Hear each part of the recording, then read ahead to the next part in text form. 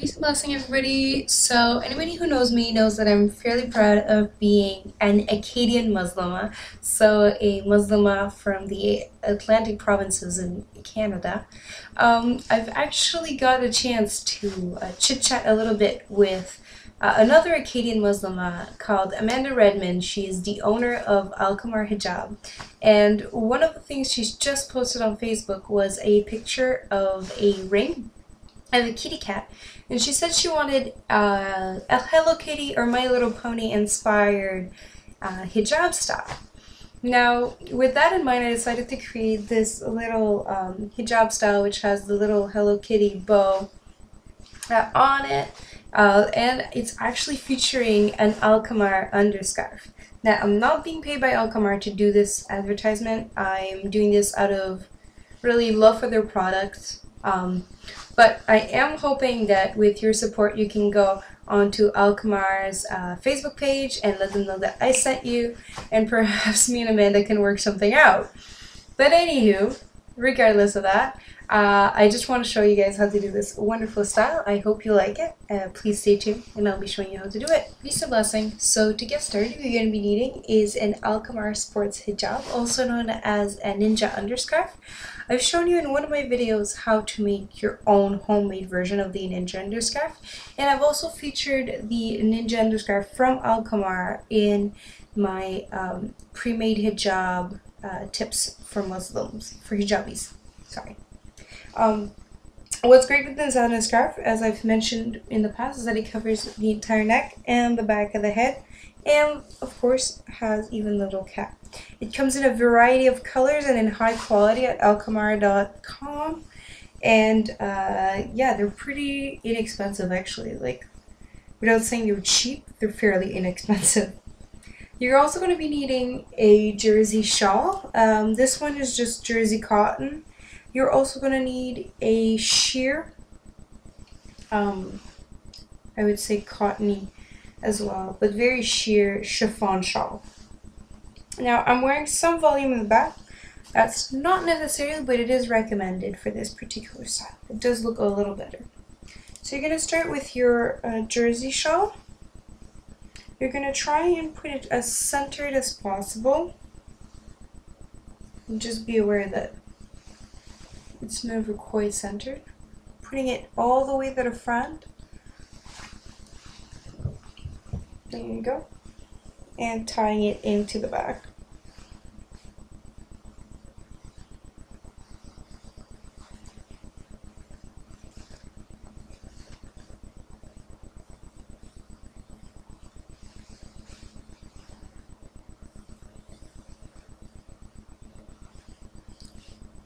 I'm just covering the front here so that it's perfectly covered, but if you wanted to leave a little bit of a layer, you can always do so by simply adjusting where the front of the scarf goes. There you go. Next, you're going to be taking your sheer chiffon shawl and adding it to the top. I usually like to leave quite a bit of a space between where the sheer chiffon goes and where the jersey cotton shawl begins. I'm going to be tying it in the back, but I want to tie it underneath the jersey shawl, so. And again, trying to make it a little bit more in the middle.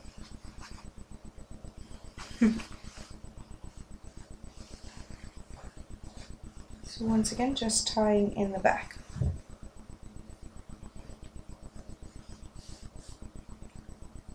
You can secure with pins. I like to do that step usually at the very end. So taking again the sheer chiffon, what you're going to be doing is just wrapping it around your head. You'll see there's always one side that's slightly longer than the other. Just go towards the shorter end. So just go towards the side which will have a slightly shorter end. Tie it into a bow.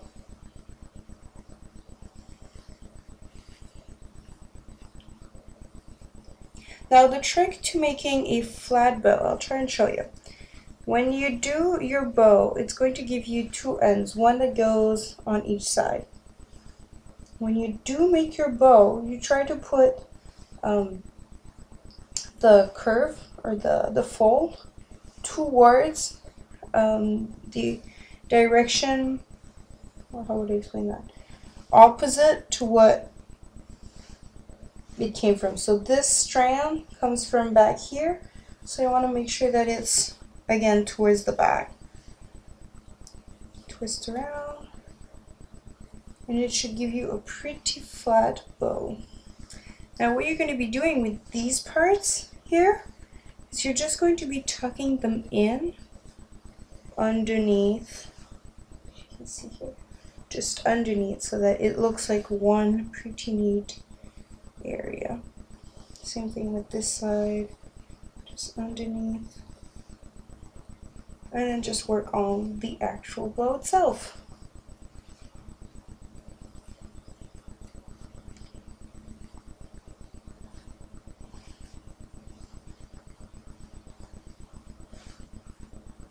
Now, how cute you get this bow definitely influences how cute the overall look is going to be.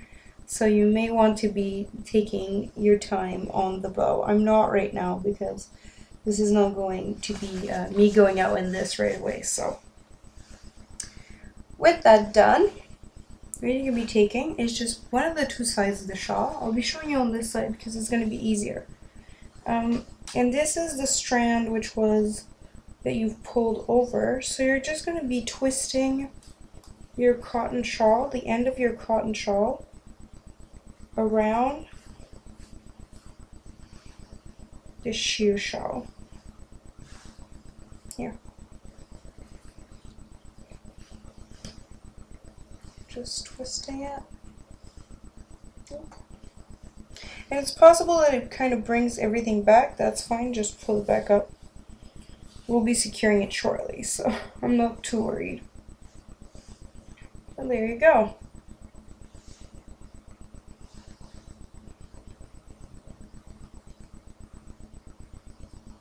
So as you can see, I'm pulling whatever's left.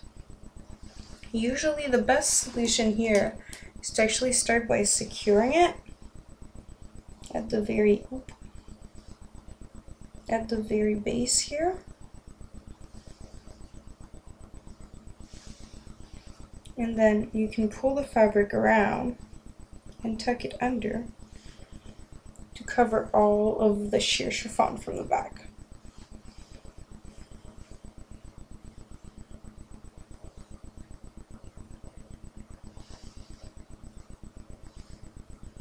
As you can see, part of the bow just kind of fell apart, so I'm just kind of trying to figure out how to bring it back. There you go.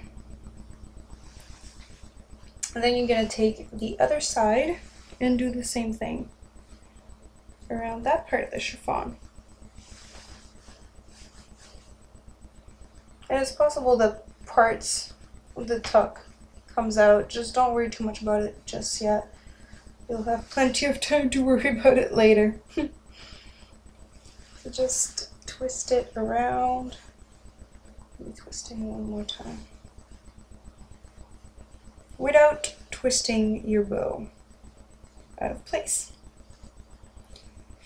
So as you can see, I'm just trying to make sense of the ends there. Basically, you're going to want to make sure that it covers the entire area of your head. And yes, it can make for pretty slippery slippery style if you don't secure it as you go along. I don't always, I have to admit. Not when I'm making a... Here you go. I'm just tucking in the parts as I go along.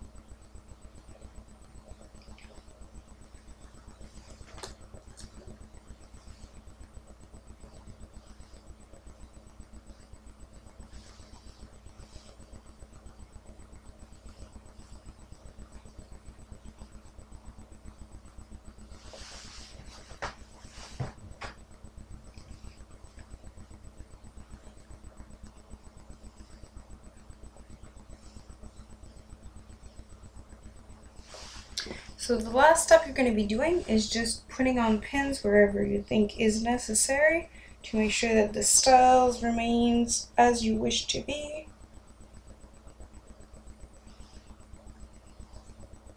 More pins is needed, of course.